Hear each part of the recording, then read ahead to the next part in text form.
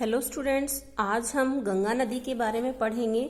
जो गंगा नदी है ये एक बहुत बड़ा भारत का अपवाह तंत्र है।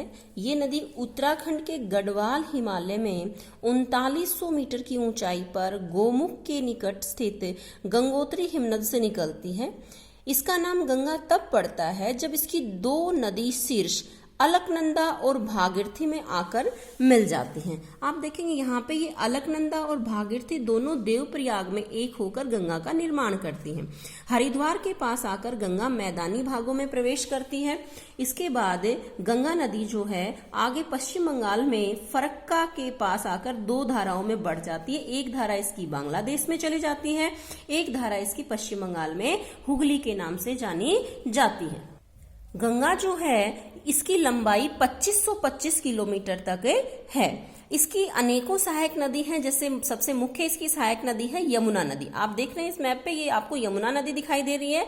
यमुना नदी जो है वो बंदरपूंछ जो 6316 मीटर की ऊंचाई पर स्थित श्रेणी है, वहां पे यमुनोत्री नामक हिमनद से निकलता है और यहाँ ताजेवाला नामक स्थान पर आकर ये मैदानी भागों में प्रवेश करती है। 1375 किलोमीटर बहने के बाद इलाहाबाद में आकर ये गंगा से मिल जाती है। अब यहाँ पे जो यमुना नदी है, यमुना नदी की बहुत सी छोटी छोटी प्रायद्वीपीय भारत से आने वाली नदियां, सहायक नदियां जो यमुना में मिलती हैं, इसमें आप देख रहे हैं पहला है चंबल नदी। चंबल नदी मध्य प्रदेश के मालवा पठार पर स्थित महू के निकट से निकलती है और उत्तर प्रदेश के इटावा के पास आकर यमुना में मिल जाती है। ये 960 किलोमीटर तक लंबी है। इसी तरह से इसमें दूसरी सहायक नदियां भी आकर यमुना में मिल जाती है, जब चंबल, बेतवा, केन, ये इसकी सहायक नदियां हैं। इसके बाद अगर हम गंगा की सहायक नदियों को ऊपर से देखें तो यहाँ पे है घाघरा नदी। जो एक घाघरा नदी है इसे सरयू नदी भी कहा जाता है। ये नदी जो है ये छपरा के निकट गंगा में आकर मिल जाती है। घाघरा के आगे है गंडक नदी।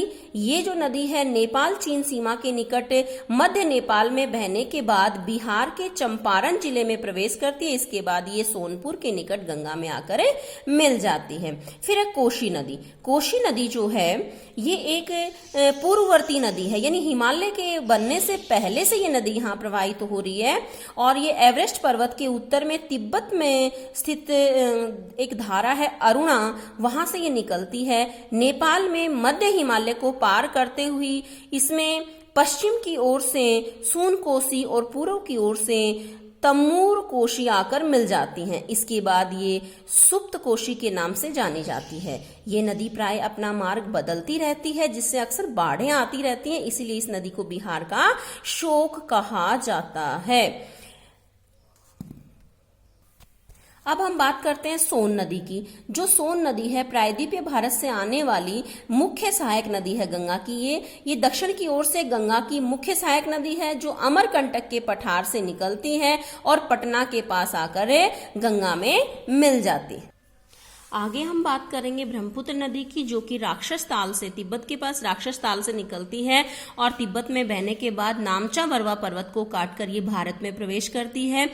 तिब्बत में इसे सांगपो के नाम से जाना जाता है और यहाँ ये गॉर्ज बनाते हुए दिहांग के नाम से अरुणाचल प्रदेश में जानी जाती है। फिर आगे ये असम में ब्रह्मपुत्र के नाम से जानी जाती है और फिर यहाँ पे आप देख रहे हैं कि ये बांग्लादेश में चली जाती है। यहाँ इसे ऊपरी हिस्से में इसे जमुना के नाम से जानते हैं और यहाँ पर जब इसमें गंगा आकर मिल जाती है तो इसे मेघना के नाम से जाना जाता है। आप ब्रह्मपुत्र नदी के 5 नाम देखेंगे। यहाँ तिब्बत में इसे सांगपो कहा जाता है, अरुणाचल प्रदेश में इसे दिहांग और असम में इसे ब्रह्मपुत्र कहते हैं, उत्तरी बांग्लादेश में इसे जमुना और गंगा में मिलने के बाद इसे मेघना कहते हैं। गंगा और ब्रह्मपुत्र नदी दोनों मिलकर संसार का सबसे बड़ा डेल्टा, जिसे हम सुंदरवन का डेल्टा कहते हैं, वो बनाती है।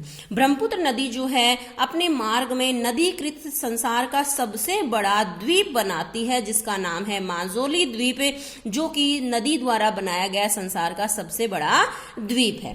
तो आज हम गंगा और ब्रह्मपुत्र नदियों के बारे में ही पढ़ेंगे। Thank you.